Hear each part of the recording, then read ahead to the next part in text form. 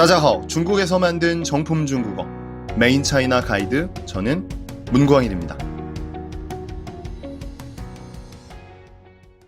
자, 네 번째 방송 시작하려고 합니다. 여러분, 자, 한 해 한 해 거듭할수록 더 빠르고 정확하고 효과적인 강의들을 방송을 진행하려고 노력하고 애쓰겠습니다. 여러분들도 열심히 부지런히 들어오셔서 저한테 격려의 메시지 그리고 구독과 좋아요 필수고요. 주위 분들한테 많이 홍보해 주시는 거 잊지 마시고, 저도 어쨌든 여러분들 주시는 힘을 받아서 열심히 강의 준비하고요.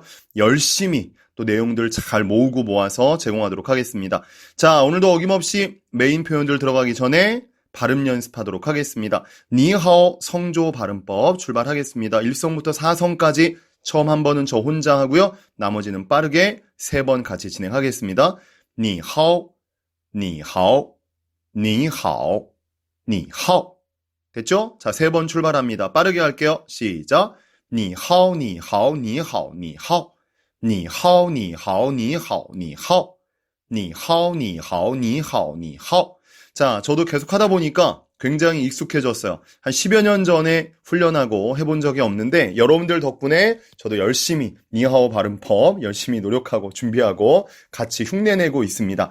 자, 잘 따라와 주시고요. 자, 그러면 오늘의 초급 메인 표현 출발하도록 하겠습니다. 자, 오늘도 어김없이 단어 활용법이에요. 자, 지난 시간에 저희가 배웠던 단어는 찌이더.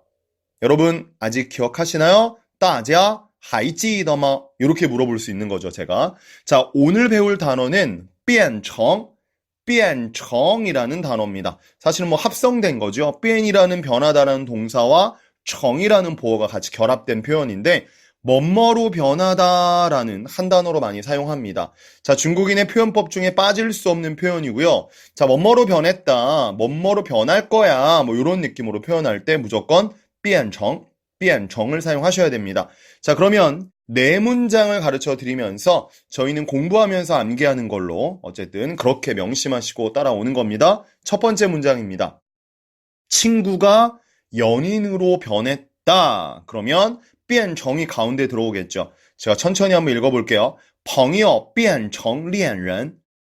朋友变成恋人. 恋人이라는 건 연인이라는 단어입니다. 우리가 그런 말 하잖아요. 친구에서 연인으로 발전했다. 그럼 여러분 사실은 变成이라는 단어를 발전하다라는 동사로 바꿔도 사실은 무관합니다. 발전하다라는 단어는 发展이라는 단어잖아요. 그래서 이렇게 말해도 돼요. 朋友发展成恋人. 朋友发展成恋人. 成이라는 단어는 일단은 살려두셔야 됩니다. 두 번째 문장입니다. 나쁜 일이 좋은 일로 변했다. 이렇게 말할 수도 있잖아요. 그래서 坏事变成好事. 빠르게 할까요? 坏事变成好事. 坏事变成好事. 되셨죠? 자, 세 번째 문장 가겠습니다. 그는 갑자기 매우 이기적인 사람으로 변했다. 자, 이번엔 과거형이에요. 제가 문장을 한번 읽어볼게요. 他突然变成了很自私的人. 他突然变成了很自私的人. 여러분, 自私하면 이기적이다라는 단어고요. 어쨌든 빠르게 한번 읽어보겠습니다. 他突然变成了很自私的人. 他突然变成了很自私的人. 자, 그 다음 마지막입니다. 일이 어떻게 이 지경으로 변했냐라는 표현, 많이 쓰는 표현이겠죠. 자, 이럴 때는 어떻게 사용하는지 제가 중국어 발음 먼저 해볼게요. 事情怎么会变成这样呢? 事情怎么会变成这样呢? 자, 这样呢, 这样이라는 단어를 뒤에 갖다 붙였어요. 자, 다 나머지 문장을 보시면 구체적인 명사를 갖다 붙였는데, 자, 이 문장은 유일하게 这样이라는 표현을 갖다 놓고도 아무 문제가 없는 문장입니다. 다시 한번. 자, 事情, 일이, 怎么会, 어떻게 이럴 수가 있냐? 变成这样呢? 이 모양으로 변할 수가 있냐? 결국 이 지경으로 변할 수가 있냐? 이런 해석이 되는 거죠. 자, 4개의 문장을 배웠고요. 이 문장을 다 외우시면 좋은데, 자, 일단은 2번씩 쉐도잉을 해볼게요. 2번씩 빠른 속도. 그렇게 많이 빠른 속도가 아니라 대화할 때 사용할 만한 정상적인 속도로 4번, 자, 4개의 문장을 다 읽어보도록 하겠습니다. 자, 갈게요. 朋友变成恋人. 朋友变成恋人. 坏事变成好事. 坏事变成好事.他突然变成了很自私的人。他突然变成了很自私的人。事情怎么会变成这样呢？事情怎么会变成这样呢？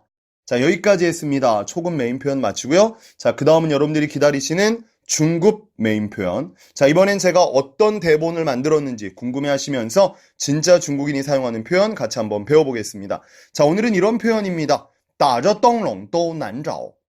打着灯笼都难找. 그대로 직역하면 등을 든 채로도 찾기가 어렵다. 이 말은 뭐냐면 어디에서 찾겠냐. 자, 이런 좋은 물건을, 이런 좋은 사람을 찾기 힘들다. 이런 표현입니다. 자, 대본을 보면 좀 더 이해가 되죠? 자, 같이 한번 읽어보겠습니다. 자, 일단 중국어로 먼저 갈게요. 我觉得我们俩就是天生一对。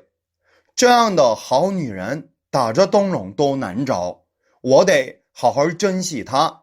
자, 여러분 중요한 게 나왔습니다. 자, 내 생각에 우리 둘은 天生一对. 天生一对. 여러분 天生一对이라는 단어는 천생연분이라는 뜻입니다. 나와 그녀는 천생연분이야. 이런 좋은 여자는 찾기가 어렵다. 这样的好女人打着灯笼都难找. 这样的好女人打着灯笼都难找. 이렇게 좋은 여자는 찾기 어렵다. 我得好好珍惜她. 나는 그녀를 소중히 여겨야만 한다. 그럼 중요한 동사 珍惜라는 단어 꼭 알고 계셔야 됩니다. 사람을 소중히 여길 때 珍惜라는 단어를 쓰고요. 예를 들면 제 남자친구는 저를 소중히 여겨주지 않아요. 그러면 我男朋友不珍惜我 이렇게도 많이 사용하죠. 자, 저는 여기까지 했고요. 그랬더니 B가 비웃으면서 이렇게 말합니다. 사실은 A가 그렇게 잘난 스타일은 아니에요. 남자 여자가 그렇게 예쁘고 잘생긴 건 아니거든요. B가 이렇게 말하죠. 你知道这句话吗? 너 이런 말 알고 있니? 情人眼里出西施. 情人眼里出西施. 이 말은 뭐냐면 사랑하는 사람 눈에서는 시시가 나온다라는 뜻인데요. 여러분 시시라는 건 중국 4대 미녀예요. 고대 4대 미녀 중에 한 명을 시시라고 합니다. 그래서 네 눈에서 보는 건 분명히 뭐 시시의 모습이겠지. 네 여자친구가 정말 미안하게 생겼지만 이런 뜻입니다. 결국에 무슨 뜻이에요? 제 눈의 안경이다. 이런 말이에요. 여러분 좋은 표현 배웠죠? 情人眼里出西施. 情人眼里出西施. 제 눈의 안경이다라는 뜻입니다. 자, 이렇게 해서 오늘 배웠던 표현은 뭐였습니까? 打着灯笼都难找. 打着灯笼都难找. 찾기 힘들다라는 표현이었는데 자, 보충을 하나 해드릴게요. 중국 고대, 中国古代四大美人, 중국 고대 4대 미녀가 있습니다. 그 중에 한 명이 방금 말했던 시시라는 사람이고요. 그 다음은 왕자오준이라는 사람, 그 다음 띠아오찬, 그 다음 마지막 우리가 정말 잘 알고 있는 누구예요? 양꼬이페이. 그렇죠. 양귀비라고 하잖아요. 양꼬이페이. 자, 이렇게 서비스로 여러분들 기본 상식, 중국 고대 4대 미녀. 사실은 우리가 알 필요는 없죠. 4대 미녀를 한국 4대 미녀로도 잘 모르는데 무슨 중국이야. 이렇게 생각할 수 있는데 혹시 중국어에 관련된 전공을 하신 분들은 요 정도는 기본으로 가져가는 게 좋겠습니다. 자, 마지막으로 방금 전에 했던 대본을 한 번만 제가 빠른 속도로 읽고요. 저 이렇게 해서 표현 마치도록 할게요. 저 한번 읽어볼게요. 我觉得我们俩就是天生一对。这样的好女人打着灯笼都难找。我得好好珍惜她。 자, B가 이야기합니다. 你知道这句话吗? 情人眼里出西施啊. 情人眼里出西施啊. 좀 비꼬는 말투까지. 여기까지 해서 표현 마치고요. 저희는 세 번째 코너로 넘어가도록 하겠습니다. 자, 세 번째는 어떤 코너인지 아시죠? 제가 한번 외쳐보겠습니다. 중국을 보고 싶다. 여러분들 해주시는데 하셨죠? 한 3분 정도 하신 것 같은데 너무 감사하고요. 자, 세 번째 코너입니다. 여러분들이 궁금해하시는 궁금증을 풀어드리는 시간인데 자, 진짜 간만에 댓글이 없으면 어떡하나. 자, 댓글이 하나가 올라왔길래 제가 정말 신나서 여러분들한테 가르쳐 드리려고 또 세 번째 코너를 시작합니다. 자, 위챗에 대해서 물어보셨어요. 어떤 분이 본인이 중국에 유학을 갔다 왔고 한국에서도 위챗을 계속 사용하고 있는데 요즘에 주위에서도 그렇고 본인도 그렇고 위챗이 갑자기 안 된대요. 차단이 됐대요. 자, 이런 문구가 위챗에 갑자기 뜨는 거죠. 위챗 계정 내 의심스러운 등록 또는 플러그인 사용으로 확인돼 계정이 차단됩니다. 이런 문장이 올라온다는 거죠. 자, 제 주위에도 몇몇 한국 친구들이 어쨌든 위챗을 가지고 있는데 갑자기 차단되는 경우가 발생을 했습니다. 자, 이유인즉슨 사실은 중국 내에서도 요즘에 위챗 안에서의 범죄가 좀 심해졌어요. 왜냐면 저번에 제가 첫날 강의 때 위챗 사용자 숫자를 가르쳐 드렸죠. 10억 명.